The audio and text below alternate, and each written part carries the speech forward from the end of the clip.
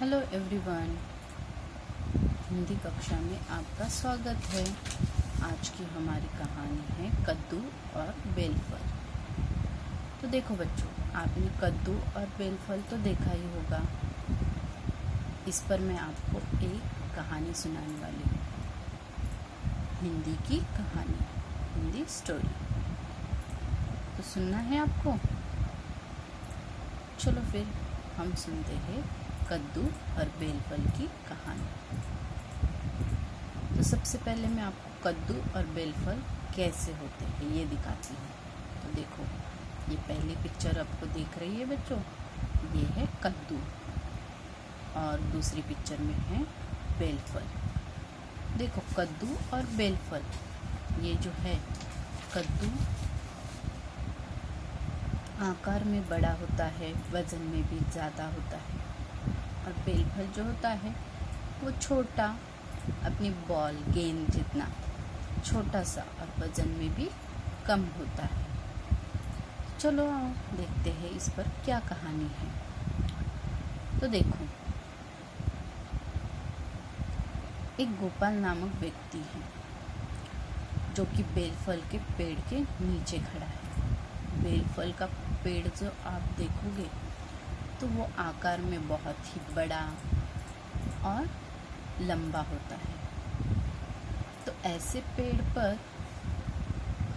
पेड़ के नीचे वो खड़ा है और पेड़ के नीचे खड़े खड़े वो अपने पास फुलवारी को देख रहा है। फुलवारी मतलब बगीचा।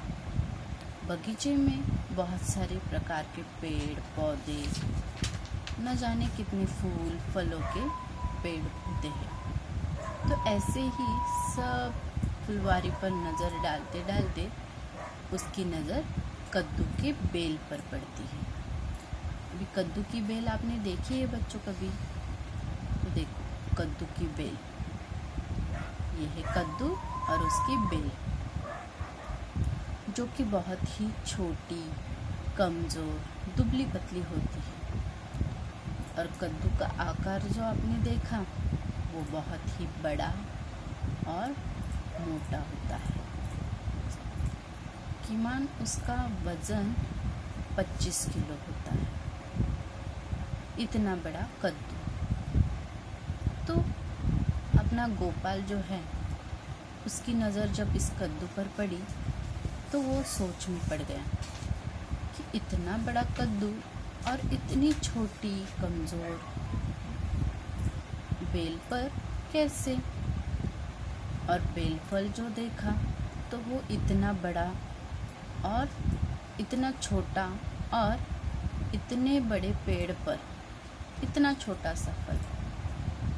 तो इस बात पर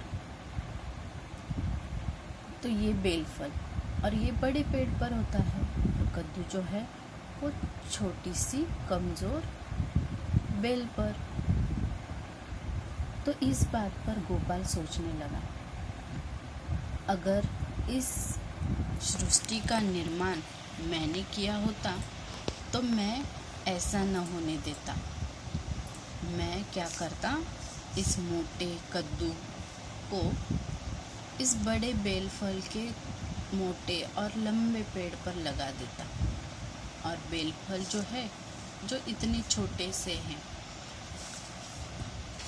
उन्हें मैं इस छोटी सी कमज़ोर सी बेल पर लगा देता। तो वो देखने में भी कितना अच्छा लगता। ये ऐसा गोपाल सोचता है। इतना सोचना ही उसको काफ़ी था कि वो खड़े खड़े जिस पेड़ के नीचे खड़ा था, खड़े खड़े उसके सर पर एक बेल का फल गिरता है।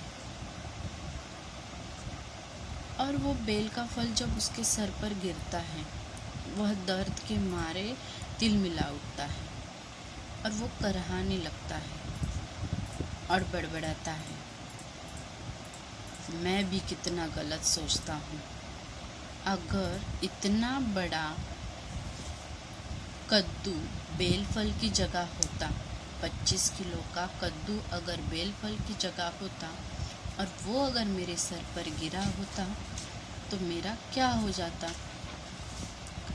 तो उसका सोचना बिल्कुल गलत था और वो सोचकर कहता है कि भगवान ने जिस चीज़ को जहाँ पे बनाया है वही चीज़ वहाँ पे सही है।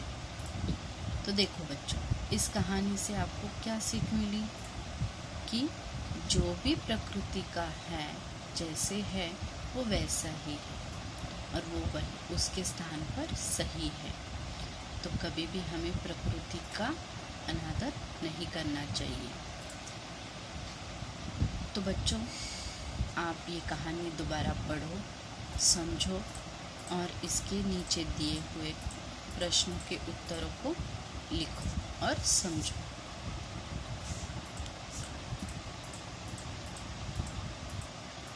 और ये जो फुलवारी है वो ऐसी ही अच्छी दिखती है।